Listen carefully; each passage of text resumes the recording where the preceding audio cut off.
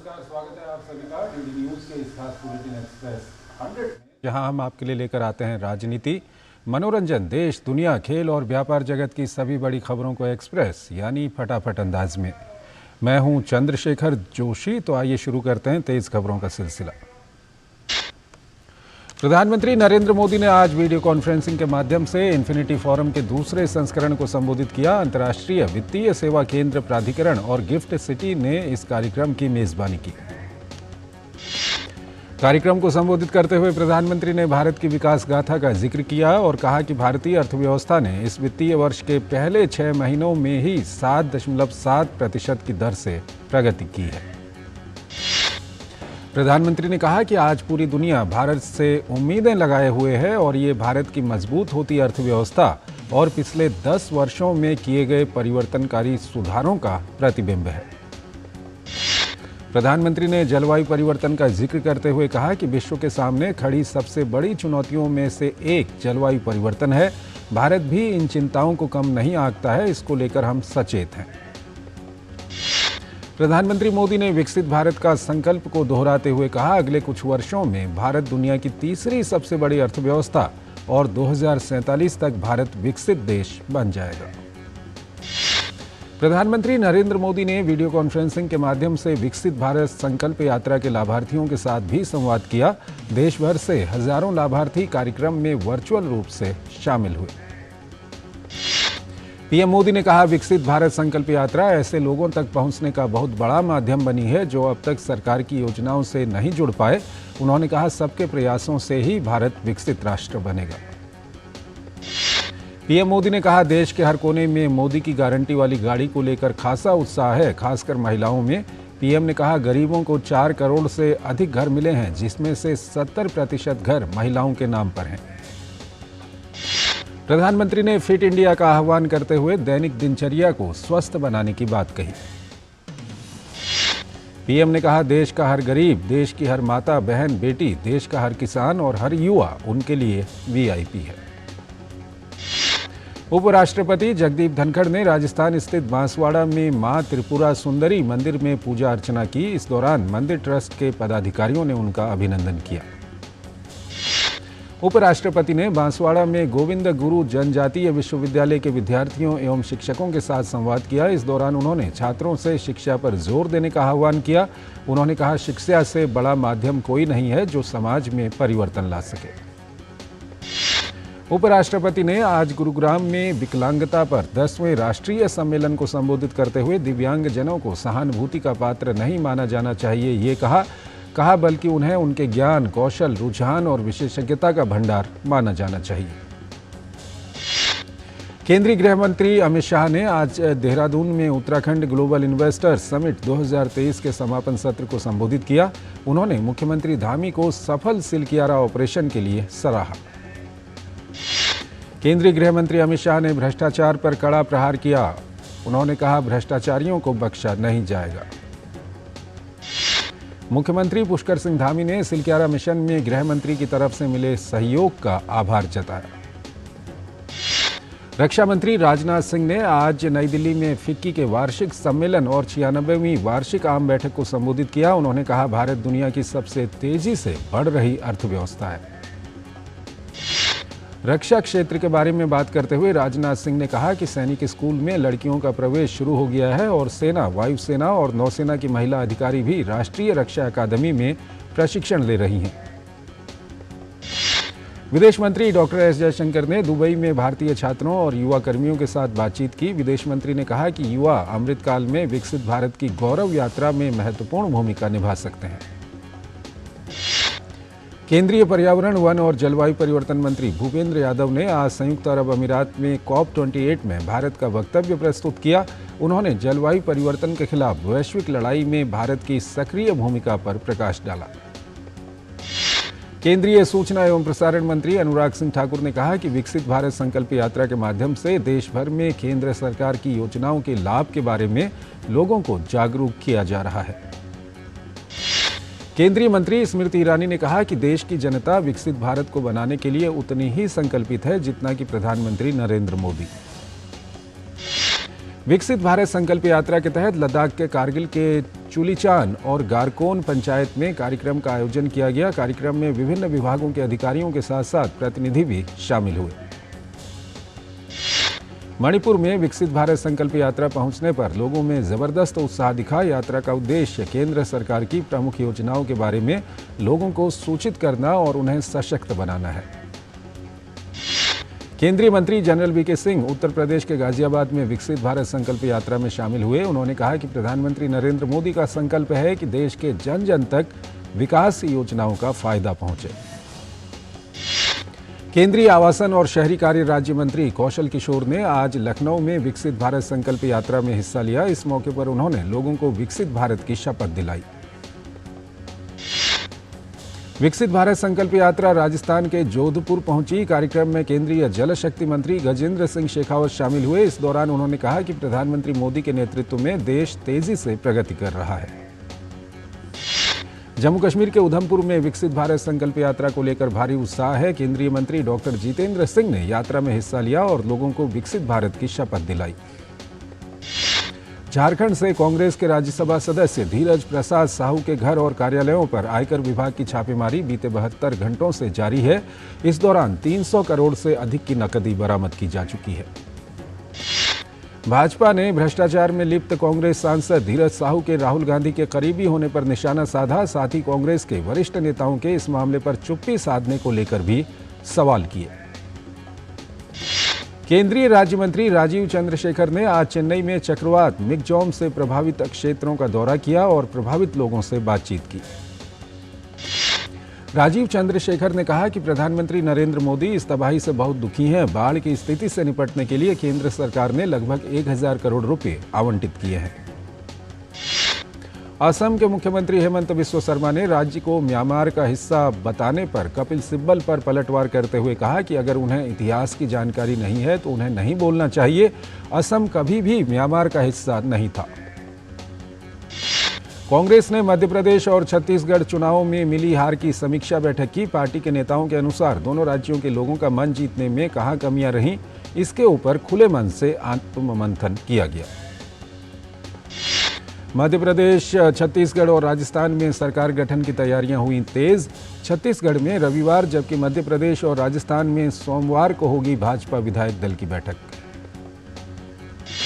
तेलंगाना की तीसरी विधानसभा का पहला सत्र आज शुरू हुआ और नवनिर्वाचित विधायकों को शपथ दिलाई गई। इसके बाद विधानसभा बृहस्पतिवार तक के लिए स्थगित कर दी गई। तेलंगाना के मुख्यमंत्री रेवंत रेड्डी ने कहा कि चुनावों से पहले कांग्रेस ने जिन 6 गारंटियों की घोषणा की थी उन्हें 100 दिनों में पूरा किया जाएगा। भारतीय सेना को 343 नए सैन्य अधिकारी मिल गए हैं। उत्तराखंड के देहरादून स्थित भारतीय सैन्य अकादमी IMA में आज हुई पासिंग आउट परेड में अंतिम पग को पार करते ही ये जवान भारतीय सेना का अभिन्न अंग बन गए। सर्दियों की शुरुआत के साथ ही हापुड़ के ब्रिज घाट में साइबेरियन प्रवासी पक्षियों का आना शुरू हो गया है। 7 समंदर पार हजारों किलोमीटर की उड़ान भरकर विदेशी रंग बिरंगी पक्षी ब्रिज घाट पर पहुंचकर अटखेलियां लगा रहे हैं। लखनऊ के अमीनाबाद बाजार में एक रिहायशी इलाके में 3 मंजिला बिल्डिंग में भीषण आग लग गई। मौके पर पहुंचकर फायर ब्रिगेड ने आग पर काबू पाया। NIA ने कर्नाटक और महाराष्ट्र में करीब 44 जगहों पर छापेमारी के बाद 15 लोगों को गिरफ्तार किया। ये लोग ISIS के लिए काम कर रहे थे। इसके साथ ही इन लोगों के पास से आपत्तिजनक सामग्री भी बरामद की गई है। महाराष्ट्र के मुख्यमंत्री एकनाथ शिंदे ने आज मुंबई के जुहू बीच पर स्वच्छता अभियान में भाग लिया। उन्होंने लोगों से भी स्वच्छता अभियान में बढ़ चढ़कर हिस्सा लेने का आह्वान किया। केंद्रीय गृह मंत्री अमित शाह और उत्तराखंड के मुख्यमंत्री पुष्कर सिंह धामी ने ऋषिकेश के परमार्थ निकेतन में गंगा आरती में भाग लिया। कश्मीर के पुलिस महानिरीक्षक VK बिर्दी ने आज सुरक्षा उपायों का आकलन करने के लिए उत्तरी कश्मीर के बांदीपुरा में एक सुरक्षा समीक्षा बैठक की अध्यक्षता की। जयपुर में भाजपा कार्यकर्ताओं ने कांग्रेस सांसद धीरज साहू के खिलाफ विरोध प्रदर्शन किया। राजधानी दिल्ली में साहित्य अकादमी द्वारा आयोजित पुस्तक मेला पुस्तकायन आज संपन्न हो गया। मेले के अंतिम दिन अपने प्रिय लेखक से मिलिए कार्यक्रम के अंतर्गत उर्दू के प्रसिद्ध लेखक खालिद जावेद पाठकों से रूबरू हुए। दिल्ली के उपराज्यपाल वीके सक्सेना ने राजधानी में उच्च स्तरीय तकनीक से युक्त फॉरेंसिक साइंस लेबोरेटरी के नए एनेक्सी भवन का उद्घाटन किया। अयोध्या में बन रहे भव्य राम मंदिर के उद्घाटन से पहले प्रख्यात लेखक हेमंत शर्मा की किताब राम फिर लौटे का विमोचन किया गया। राष्ट्रीय स्वयंसेवक संघ के सरकार्यवाह दत्तात्रेय होसबोले ने दिल्ली के अंबेडकर इंटरनेशनल सेंटर में आयोजित कार्यक्रम में किताब का विमोचन किया। दत्तात्रेय होसबोले ने कहा, कुछ लोगों ने अनावश्यक इतिहास को दबाकर अपना नैरेटिव चलाने की कोशिश की है। राम मंदिर के लिए आंदोलन 1-2 बार नहीं बल्कि 72 बार हुए। बहुजन समाज पार्टी ने अमरोहा से अपने सांसद दानिश अली को पार्टी से निलंबित कर दिया है। उन पर पार्टी विरोधी गतिविधियों में शामिल होने का आरोप है और इसके मद्देनजर उन पर यह कार्रवाई की गई है। ब्रिटेन और यूरोपीय संघ के साथ प्रस्तावित मुक्त व्यापार समझौते से घरेलू उद्योग में सकारात्मक परिवर्तन आने की संभावना है। समझौते से परिधान निर्यातकों को काफी लाभ मिलेगा। परिधान निर्यात संवर्धन परिषद ने बैठक के बाद ये बात कही। वाणिज्यिक वाहन निर्माता कंपनी अशोक लीलैंड ने मिचोंग चक्रवात से हुए नुकसान के बीच राहत कार्यों के लिए तमिलनाडु के मुख्यमंत्री राहत कोष में 3 करोड़ रुपए का दान दिया है। चक्रवात मिगजोम से हुए नुकसान के बाद लोगों को आवश्यक राहत और सहायता प्रदान करने के लिए मोटर कंपनी टीवीएस ने मुख्यमंत्री राहत कोष में 3 करोड़ रुपए का दान दिया। अडानी एनर्जी सॉल्यूशंस के पारेषण कारोबार के प्रमुख बिमल दयाल को अडानी इंफ्रास्ट्रक्चर इंडिया का सीईओ नियुक्त किया गया है। दयाल अब कंपनी की ताप, नवीकरणीय ऊर्जा और हरित हाइड्रोजन परियोजनाओं के कार्यान्वयन की देखरेख करेंगे। मादक पेय विनिर्माता निकाय CIABC ने बिहार सरकार से शराब की बिक्री पर प्रतिबंध हटाने का आग्रह किया है। बिहार में साल 2016 से शराब बिक्री पर पूर्ण प्रतिबंध है। बिहार सरकार को सुझाव देते हुए निकाय ने कहा कि ऐसा करने से राज्य के राजस्व संग्रह को बढ़ावा देने में मदद मिलेगी। दरअसल मणिपुर में 30 साल बाद शराब की बिक्री को फिर से शुरू किए जाने के बाद निकाय ने नीतीश सरकार को ये सलाह दी है। शोध संस्थान GTRI ने कहा है कि सरकार के लिए विभिन्न निर्यात क्षेत्रों को प्रदान की गई ब्याज छूट योजना के वास्तविक लाभार्थियों की पहचान करना महत्वपूर्ण है। बिजली क्षेत्र की बुनियादी ढांचा निवेश ट्रस्ट इंडीग्रिड ने इंस्टीट्यूशनल प्लेसमेंट से 670 करोड़ रुपए जुटाए हैं। कंपनी की ओर से जारी एक बयान में कहा गया है कि 5 दिसंबर को शुरू हुई IP में मौजूदा और नए निवेशकों की ओर मजबूत मांग देखी गई। केंद्र सरकार ने इलेक्ट्रिक दोपहिया विनिर्माता कंपनी ओकिनावा को फेम 2 उल्लंघन मामले में अंतरिम राहत देने से इनकार किया है। ओकिनावा ने दिल्ली हाईकोर्ट में याचिका दायर कर 116 करोड़ रुपए की वसूली के सरकार के निर्देश के खिलाफ रोक के आदेश की मांग की थी।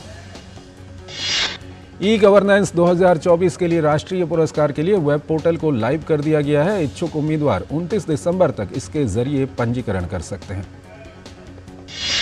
आधार प्रभाव और कॉरपोरेट क्षेत्र के अपनी विस्तार योजनाओं से संबंधित निर्णय लेने में देरी के कारण वर्ष 2023 में देश के प्रमुख 6 शहरों में कार्यालय स्थान की मांग में 18 से 22% की गिरावट आने का अनुमान है। GQG पार्टनर्स ने GMR एयरपोर्ट्स इंफ्रास्ट्रक्चर में 4.7% हिस्सेदारी खरीदने की घोषणा की है। केंद्र सरकार इस महीने सॉवरेन गोल्ड बॉन्ड की एक किस्त जारी करेगी, जबकि फरवरी में एक अन्य किस्त जारी की जाएगी। यूरोपीय संघ कृत्रिम बुद्धिमत्ता के उपयोग और नियंत्रण के नियमों को लेकर चल रहे एक अस्थायी समझौते पर पहुंच गया है। समझौते के बाद सरकार बायोमेट्रिक और ChatGPT जैसे AI सिस्टम के नियंत्रण के लिए प्रभावी कदम उठा पाएगी। इस राजनीतिक समझौते के साथ ही यूरोपीय संघ AI को नियंत्रित करने की दिशा में कानून बनाने वाला दुनिया की पहली प्रमुख विश्व शक्ति बनने की ओर अग्रसर हो गया है। अमेरिकी राष्ट्रपति जो बाइडेन ने पहली हाई स्पीड रेल परियोजना की घोषणा की है। यह high speed rail Las Vegas और लॉस एंजलिस के बीच चलेगी। कैलिफोर्निया से होकर गुजरने वाली इस परियोजना में बाइडेन सरकार लगभग $3 बिलियन का निवेश करेगी। परियोजना पूरी हो जाने के बाद लास वेगास से लॉस एंजलिस की यात्रा 5 घंटे से घटकर 2 घंटे की रह जाएगी। संयुक्त राष्ट्र सुरक्षा परिषद में संयुक्त अरब अमीरात द्वारा इजराइल हमास संघर्ष से जुड़े एक प्रस्ताव को अमेरिका ने वीटो कर दिया। संयुक्त राष्ट्र में प्रस्ताव पर हुए मतदान में 13 अन्य सदस्यों ने प्रस्ताव के पक्ष में मतदान किया। हालांकि ब्रिटेन इस मतदान में अनुपस्थित रहा। बगदाद में स्थित अमेरिकी दूतावास परिसर में असामाजिक तत्वों ने मोर्टार से हमला किया। हालांकि इस हमले में किसी तरह कोई भी हताहत नहीं हुआ।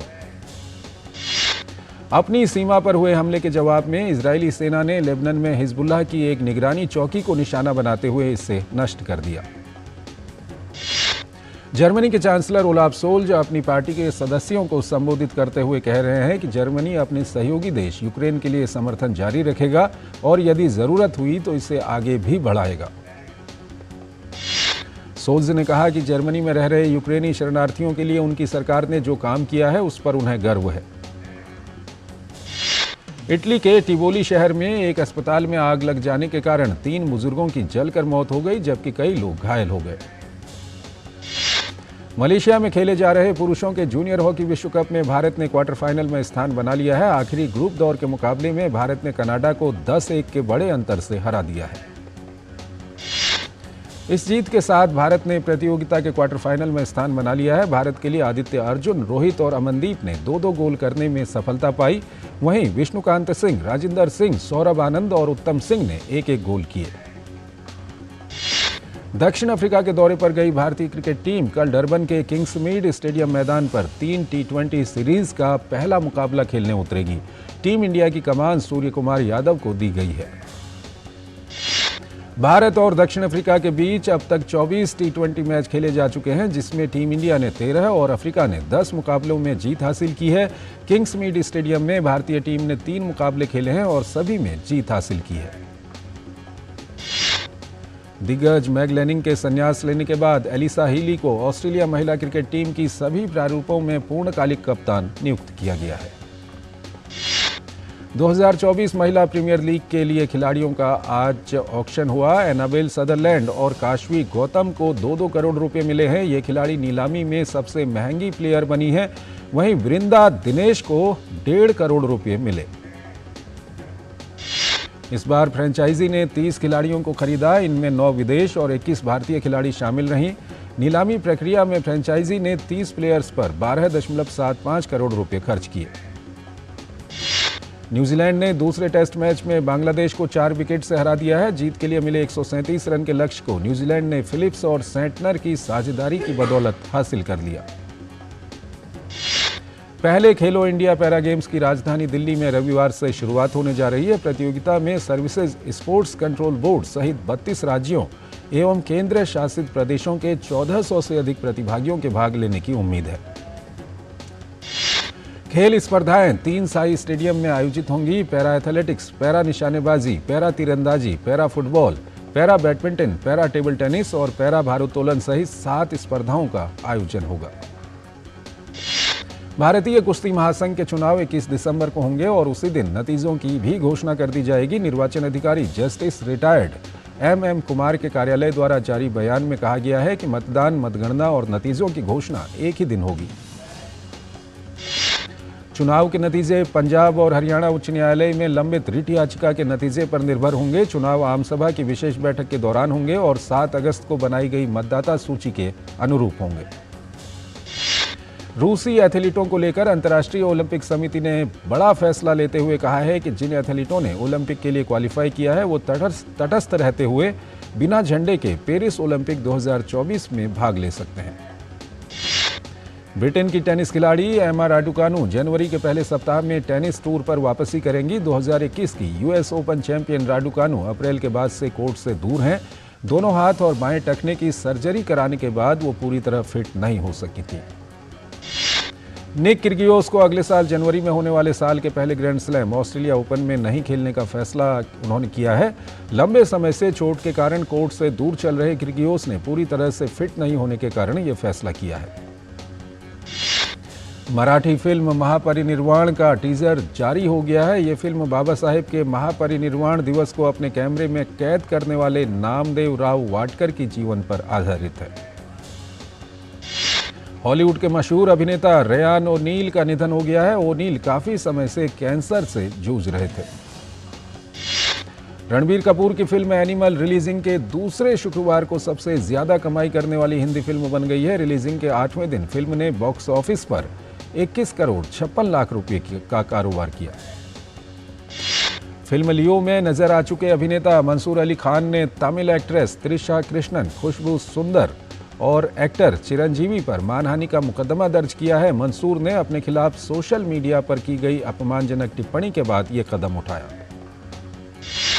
फिल्म ब्रह्मास्त्र 2 में नजर आएंगे अभिनेता रणवीर सिंह। फिल्म में रणबीर कपूर के पिता देव का किरदार निभाते नजर आएंगे।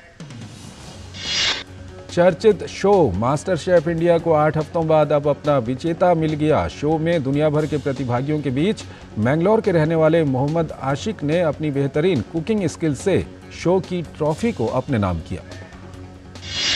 हाल ही में रिलीज हुई विक्की कौशल की फिल्म सैम बहादुर जल्द ही OTT पर प्रीमियर होगी। फिल्म 26 जनवरी 2024 से ZEE5 पर प्रसारित की जाएगी। नागा चैतन्य और साई पल्लवी की आगामी फिल्म थंडेल की हैदराबाद में भव्य लॉन्चिंग हुई। लॉन्चिंग के दौरान दक्षिण भारतीय सिनेमा के मशहूर अभिनेता नागार्जुन और वेंकटेश दुग्गुबाती मुख्य अतिथि के रूप में शामिल हुए।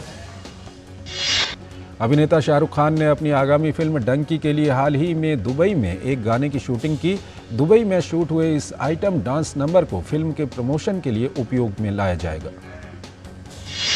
फिल्म एनिमल और पुष्पा 2 में अपनी दमदार अभिनय से सबको हैरान कर देने वाली अभिनेत्री रश्मिका मंदाना जल्द ही अपनी आगामी फिल्म द रूल में नजर आएंगी। रश्मिका इस फिल्म की शूटिंग 13 से शुरू करेंगी। तो इस बुलेटिन में फिलहाल इतना ही। आप बने रहिए DD न्यूज़ के साथ। नमस्कार।